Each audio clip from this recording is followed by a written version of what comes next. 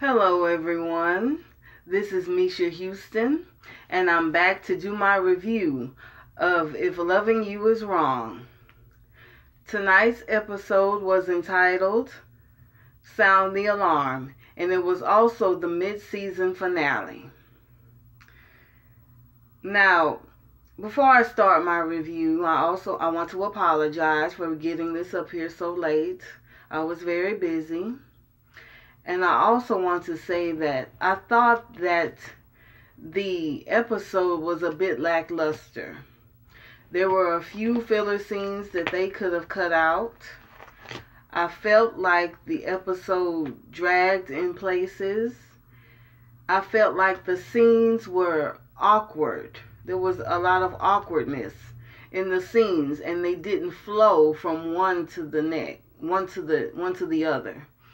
It wasn't congruent, and it felt lackluster. And for a finale, even a mid-season finale, I felt that it could have been a lot better. So, I mean, that's just my opinion. I may differ from everyone else. Other reviewers may have found the episode to be good, but in my opinion, it just fell flat. It felt like drinking a bottle of Sprite after it had gone flat. It wasn't crisp at all. It just fell flat, and I found myself a little bit bored. I mean, I just felt disappointed. I mean, there were other shows such as The Haves and the Have-Nots and such as Greenleaf. Their finales were amazing. It moved me. But this show just didn't move me. It was better than last season. The season as a whole was better than last season's. I will give it that. But the finale didn't move me at all.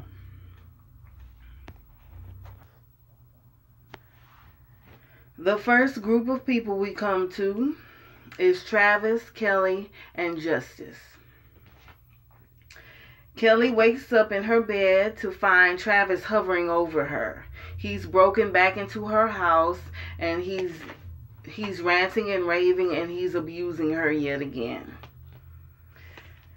Kelly says that Justice loves you, and you don't want Justice to see you like this.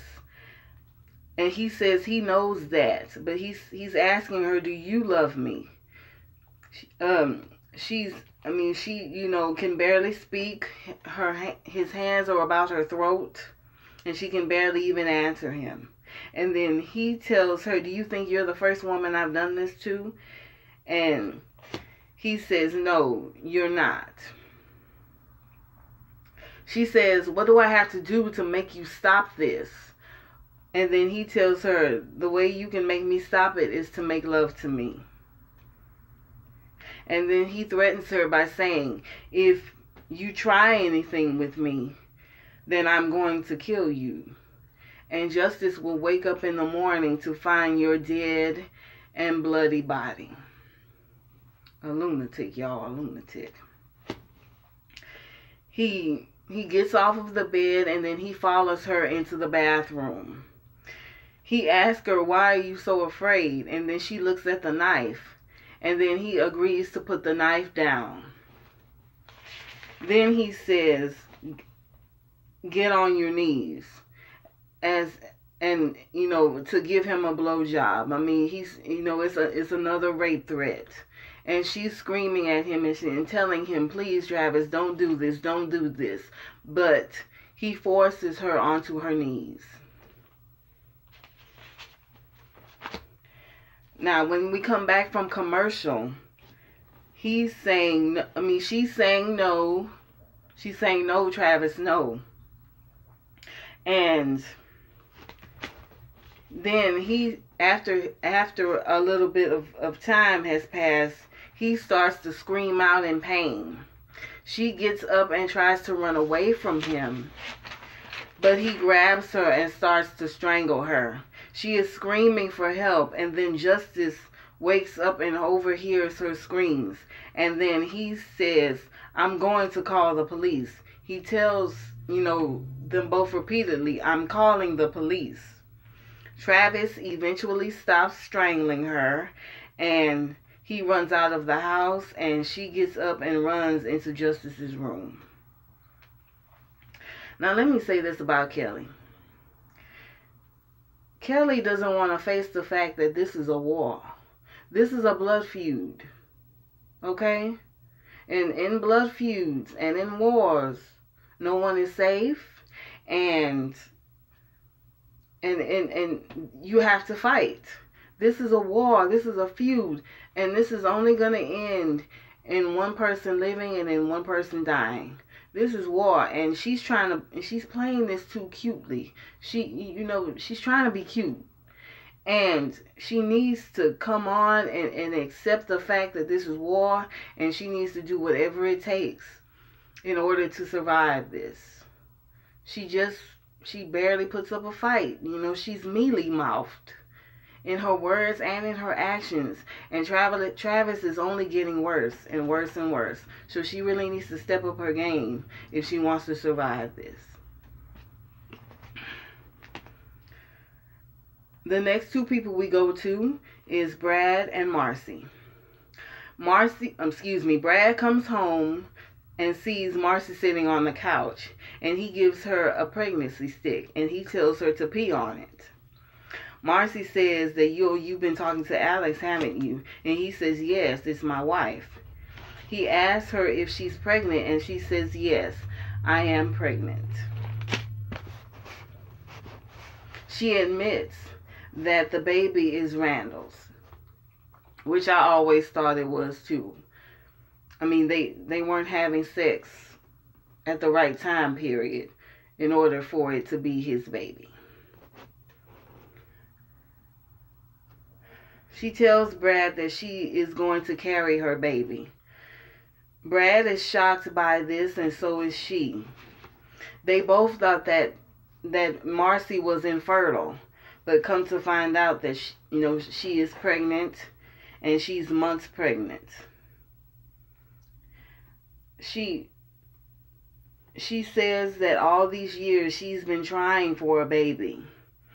And this time, this is a very strange time for the baby to show up, but she's not going to abort the baby because of its father, or because of the father, or because of the time. Brad tells her not to tell Randall what's going on with her, and she fully agrees with that. He congratulates her on being able to have a baby, but she says that she could have been more happy if it had been his baby. She admits that she wanted it to be Brad's baby, and so did I, apparently. So did I.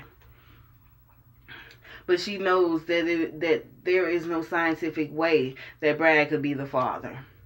She says that if she were a more dirty and dishonest person like Alex, then she would just lie to him and say that it was your baby, and then 9 months later, the baby would pop up looking like Randall. Brad thinks that it is not wise, that it is wise, not to tell Randall because of everything that he's putting Alex through. But neither one of them know what Alex put Randall through. I mean, that mess down by the lake was her doing. And neither Brad nor Marcy know that. Brad says that Randall is taking Alex to court for custody of the baby. Marcy tells Brad that this isn't about fatherhood. This is about control. He's nothing but a control freak. She says that she's not going to tell Randall anything, and she hopes that Alex doesn't say anything either. But I think that Randall is going to find out that it is his child, because Randall knows that Brad had a vasectomy. Brad says Alex won't tell, but Marcy doesn't believe that she'll keep her mouth shut.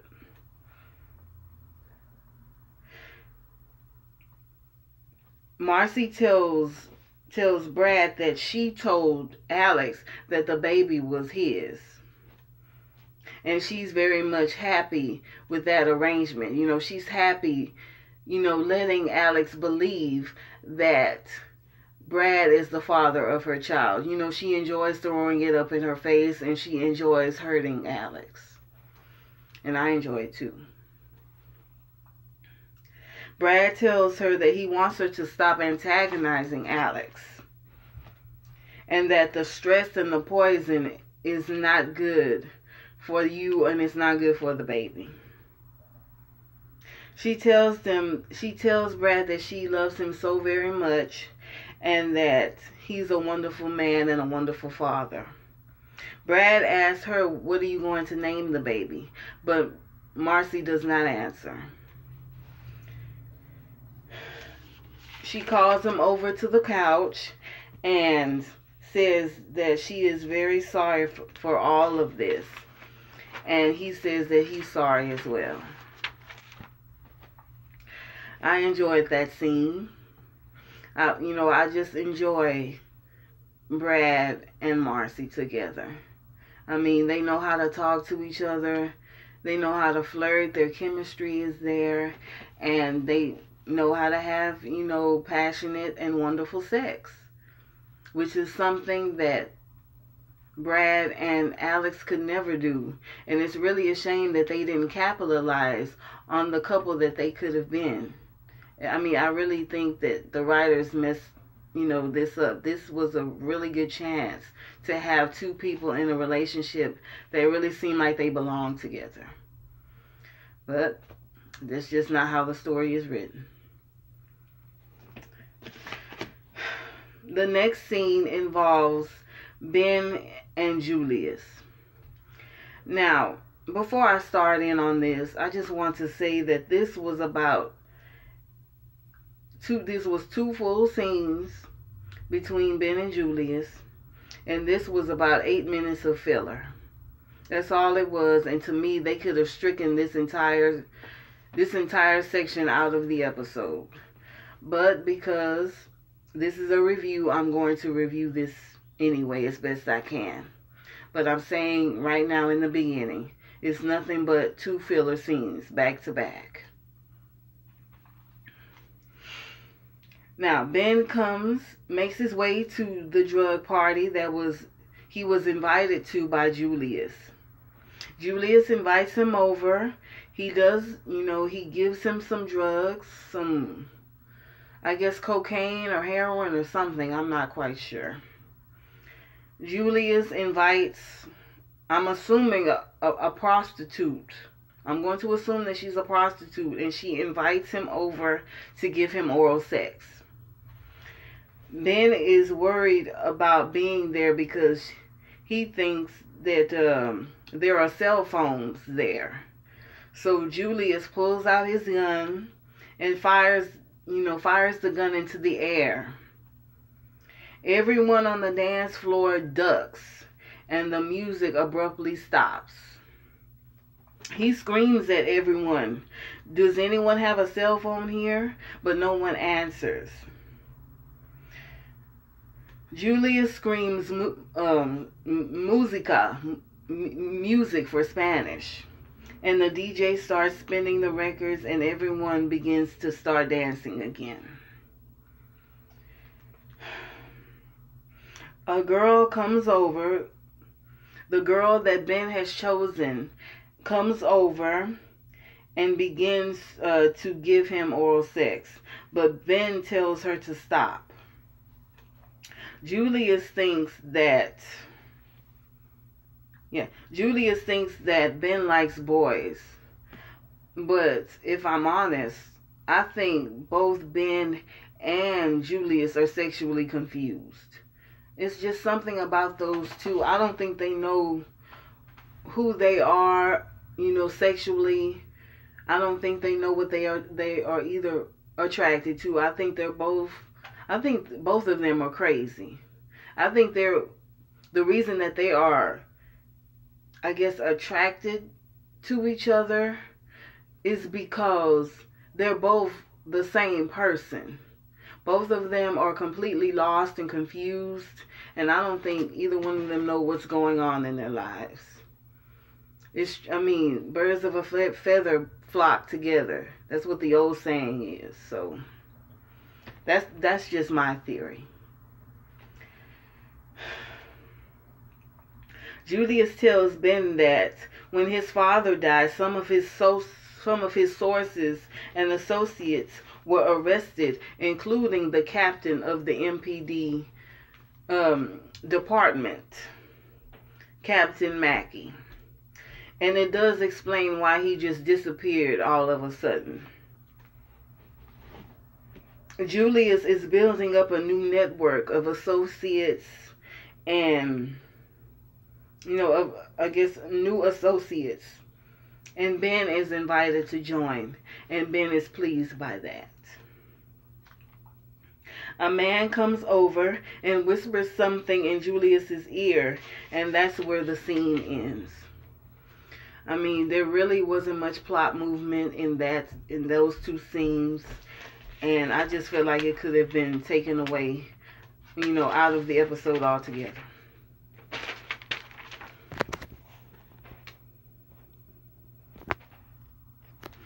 The next group of people we go to is Natalie, Lucian, Esperanza, and Travis. Natalie has woken up and she asks Lucian, "Why did you let me sleep so long?" And he tells her she tells him that now she'll be up all night. Lucian flirts with Natalie and says that I'll put you back to sleep in a few hours. He's obviously ready for love. Natalie is feeling better after she got a little bit of rest, and she wants to visit Joey as soon as she can. She asks Lucian, "Are you hungry?" But he just wants to make love. He says that he checked on the kids and they're both asleep and that he wants, to spend some alone time with her. Suddenly his phone rings and it's Esperanza. And Esperanza tells Lucian that she had an arrangement with Kelly. Kelly was supposed to call her every 3 hours, to check, to see if she was safe. But Kelly hasn't checked in yet. Esperanza is worried about Kelly, and she asks Lucian to go over to her house to check on her. Lucian agrees, and he leaves the house and goes over to Kelly's. Now, while in bed, Natalie sees Travis hop the fence, and she runs out the door to Lucian and tells him that she saw Travis there. Lucian goes after Travis, and Lucian also tells Natalie to go in the house and call the police, and then go over to check on Kelly. Now, a little while later, Kelly, Esperanza, Lucian, Rick, Dion, and Natalie are all over at Kelly's house. Kelly, is on the couch, and she's obviously been traumatized. Lucian is talking to Dion, but you can still, feel that Dion still doesn't entirely trust Kelly. Dion tells Lucian that he's got a warrant out now for his arrest. But he can't really take credit for that because Lucian was the one who got the warrant, not Dion. Lucian says that he saw someone, but he's not sure if it was Travis. He says, "Look at Kelly. She's not making this up." Dion says that he's just doing whatever he can. Esperanza asks her, "Do you want to go to the hospital?" But Kelly says that she's okay. Esperanza also asks her, did Travis hurt her? But she says no.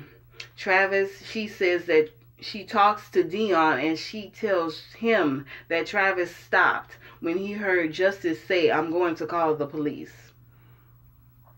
Kelly Kelly's anger rises up in her, and she viciously berates Dion, which I really enjoyed. He's deserved that tongue lashing from Kelly. He just says that he was following the law. Kelly screams at Dion, saying that when I told you what he was doing to me, you wouldn't listen or lift a finger. Did it have to take him breaking into my house in the middle of the night and threatening me with a knife to finally make you believe in me? Dion just says that he was following the law and that he was doing the best he could with what he had. And he says that he is going to do his job now. He was doing his job then, and he's going to do his job now. And then he has the nerve to say, trust me. But only a lackwit child would trust in Dion. Kelly continues to scream at him and says, oh, thank you so much for serving and protecting me. I so very much appreciate it. And then she tells him just to get his ass out of her house and go track down Travis. And then she tells him he is the one with the bite marks on his penis.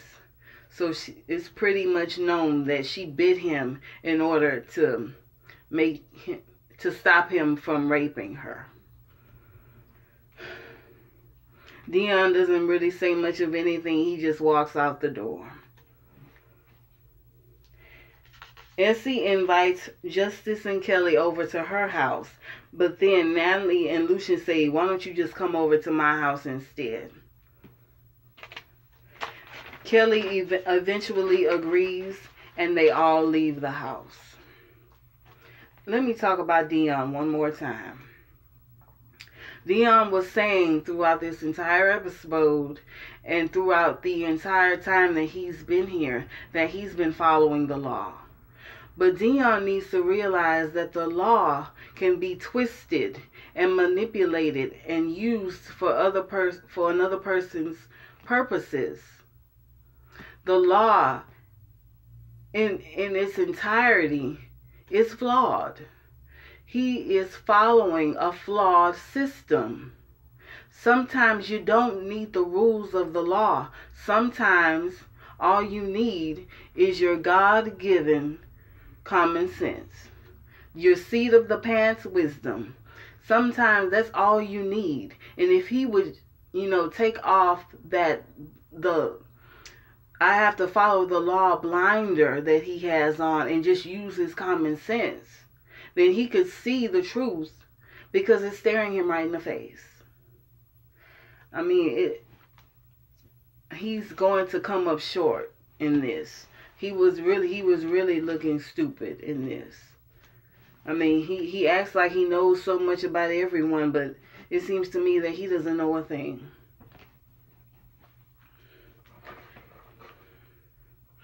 Now, the next group of people we come to is the judge, Randall, his lawyer, and Alex. Alex comes in late, and the judge says that he was about to hold her in contempt. She apologizes for being late, and she says that she had to get her kids to school, and she also had to feed her son. Randall shouts, saying that she got to see the baby and not me. He doesn't think that it's fair, but the judge tells him that the doctor recommended that she could see the baby in order to breastfeed.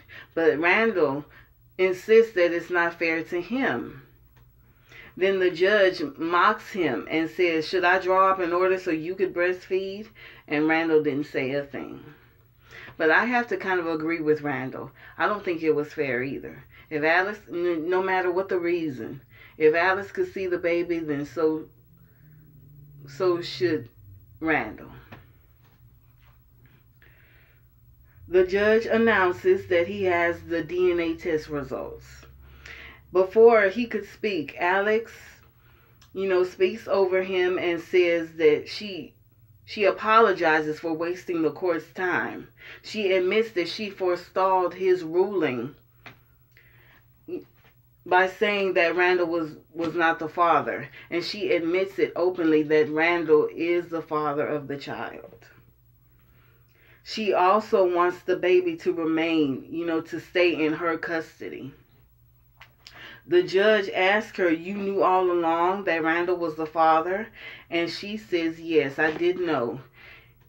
And I slowed down your ruling." He asked her, "Why did you do that?" And she says that she was desperate. Randall tells her that being desperate is not an excuse, and the judge agrees. It was wrong for her to do that. The lawyer says that with this new information, he recommends that Randall be given full custody with supervised visitation to Alex. Alex doesn't want that, and she begs Randall, saying that the baby is safe with me, but Randall, disagrees. Alex pleads with Randall, saying that the baby should be with me, and you can come by any time that you wanted. Randall said that I offered you the same thing, and you refused, which is true. The judge, he says that it's up to the judge now. The judge opens up the file, and he reads that Randall, due to the DNA test, is not the father of the baby. He says that the test is 99.9% accurate, and it proves that he is not the father. Randall is livid. He is angry as I have ever seen him. And to be honest with you, I can't blame him for that. He screams at Alex and calls her a lying slut. He is furious with her. The judge threatens him by saying, "Do you want to go to jail?" But Randall doesn't stop. He doesn't stop insulting or berating Alex. He calls her a slut multiple times. He says, "Are you sure that is not my son? After everything, this is not my son. Are you kidding me?" And then the judge gives Randall's lawyer the documents, the file, and the test results. And Randall, in anger, knocks the file out of the lawyer's hand, and he storms out. Alex is stunned by all of this, and she doesn't really understand what's going on. But the judge awards her with visitation. The social worker will come back in 30 days to check if the home is stable. She's pretty much won her case, and Alex leaves. At this point, I don't really care where the baby goes. It's just ridiculous to me. Now, the next two people we go to is Kelly and Natalie. Kelly wakes up in Natalie's house, and Natalie tells Kelly that Lucian took the kids to school already. Kelly is embarrassed at what her life has become. She doesn't know how to live like this anymore, and she doesn't know how this happened. Natalie tells her it could have happened to anyone, and that you didn't know that the man was crazy. Natalie tells Kelly that you should call my friend Michelle. But Kelly is afraid to go an illegal route, but Natalie tells her that it is legitimate. She says that if you had a gun on you, maybe things wouldn't have gotten so bad. You could have shot him. But Kelly tells her that he's always sneaking up on me. And Natalie says, "Did you get an alarm?" And then Kelly says, "I've been trying to get the alarm for a couple of days now." Natalie suggests that Kelly takes the day off of work. But Kelly says that she can't do that. She needs the money, and it's hard for her being in the house, the house that Ramsey and his mother died in. Kelly lets it out of the bag that Ramsey and Ramsey's mother died in that house. And then Natalie says that she needs to get a Bible and she needs to get a priest, to exorcise the demons. That was funny. The next group of people we go to is Lucian, Pete, and Stephen. Pete calls Lucian, telling him that he is going to be moved and that he will call him as soon as he gets the new numbers and when he gets to the new location. He also tells Lucian that the FBI is going after Eddie, because of his testimony. Pete says that, he asks about Andrew. He asked Lucian, have you seen Andrew anywhere? But Lucian has not seen Andrew at all. He's assuming that he is dead. Lucian says to call him later when everything is arranged, and he hangs up the phone. Lucian then goes to Stephen, who is in a bad mood because he wanted to wait until Eddie had a stronger foothold in the Colombian cartel. Stephen accuses Lucian of calling the FBI on Eddie. Stephen also knows that it was Lamont, who, Lucian's boss, who gave the green light. Lucian assures Stephen that even though we can't get to the Escada family through Eddie, we can still get to them. Stephen tells Lucian that Eddie was Lucian's problem. Apparently, Lucian was supposed to curb Eddie and, keep him, under his heel until he had enough information on the cartel. But Lucian said that he got tired of waiting because he was just killing off more police officers. So, I can't really blame Lucian for that. I can't blame him for that.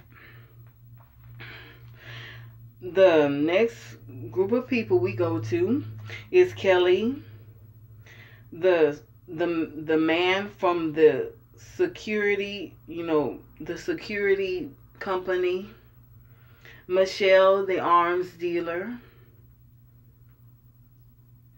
Jill, Kelly's co-worker from the bank, and John, Michelle's associate. The man from the security company tells her that the alarm system is up and working and that everything is covered, that the doors and the windows are covered, and she's going to be monitored 24/7. As the man leaves, in comes Michelle King, the arms dealer. Michelle said that she heard that Kelly doesn't know how to use a gun, and Kelly says yes.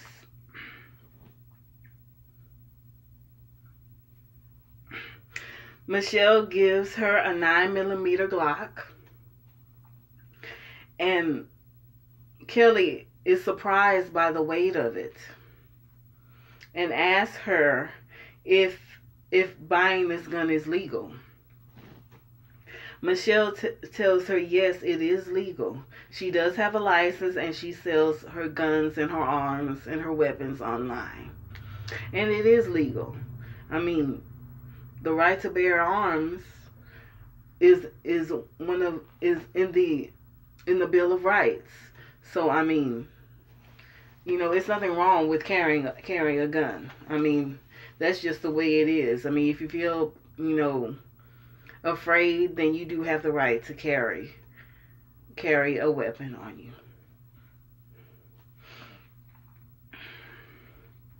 She came, Michelle tells Kelly that she came because of Natalie and that she will have to do a background check. Kelly decides that she wants to buy a gun and she wants to pay by credit card. Now, when it comes to Kelly's credit cards, it is found out that her cards have been declined. Apparently, there are no money on her cards. She asks Michelle to wait for her outside as she deals with the mix-up. Then Kelly calls Jill at the bank, and Jill tells her that all of her credit cards have been maxed out and drained to the limit of $80,000. Some of the charges include sex toys, which Kelly adamantly denies because this is something that she would never buy. And Jill also tells her that her cards were attached to her savings account and her checking account, and that all of her money has been drained out of her accounts, and that her checks that she has been writing have bounced. She asks Jill to keep this quiet, and Jill agrees. This girl just can't catch a break. The next group of people we go to is Ben and Eddie. Excuse me. I need to drink a glass of water.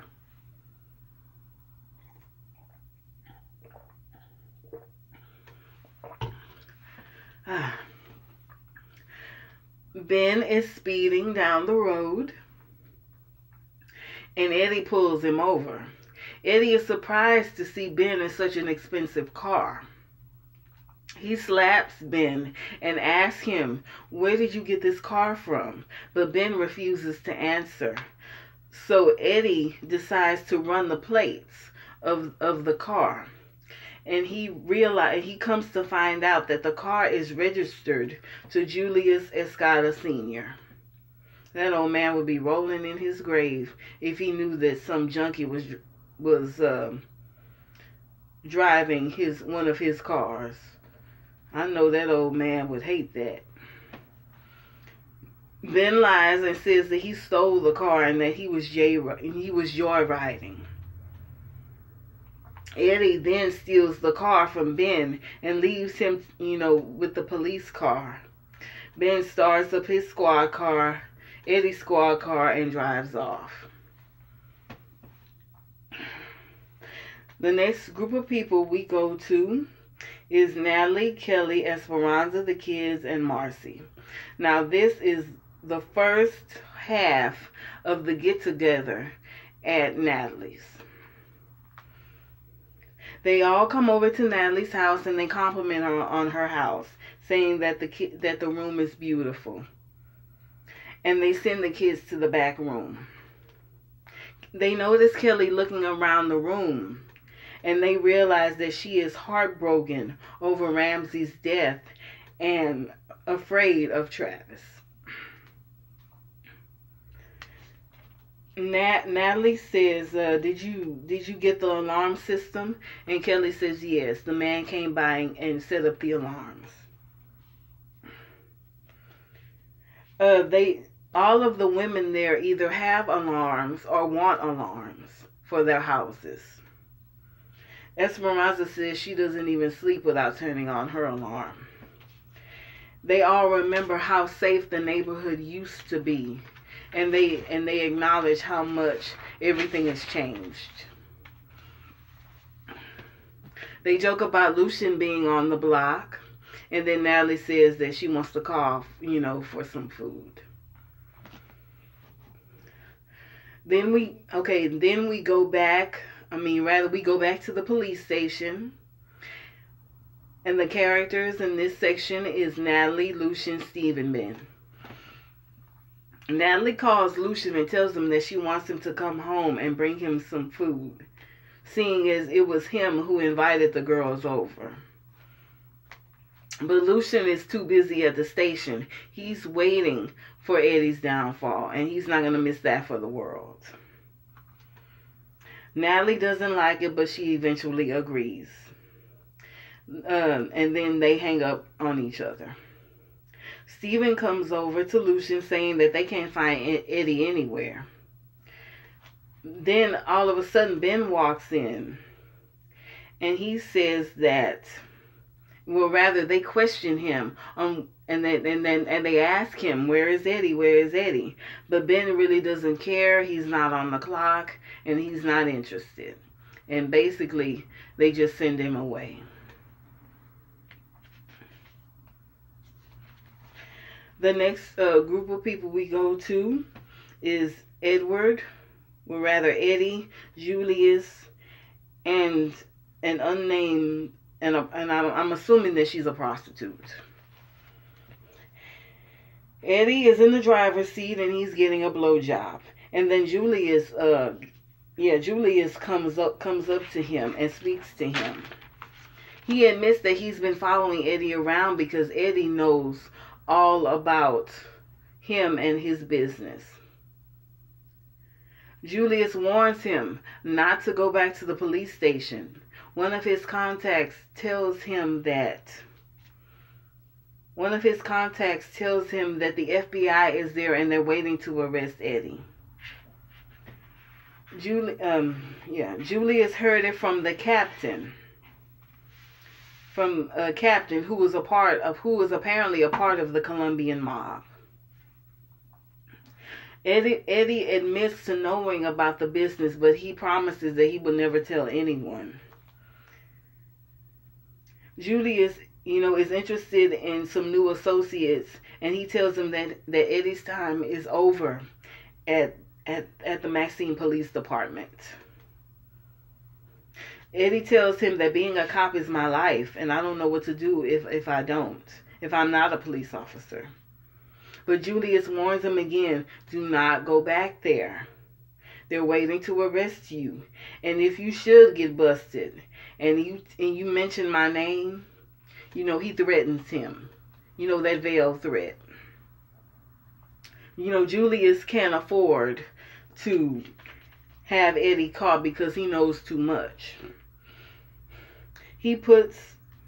Eddie understands completely, and he throws the prostitute, I guess that's what she was, out of his car, and he's afraid and has a worried look on his face. But I have to say this.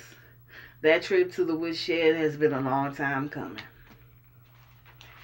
Now, we move over to the part 2 of the get-together at Natalie's. There is a knock on the door, and Marcy comes in.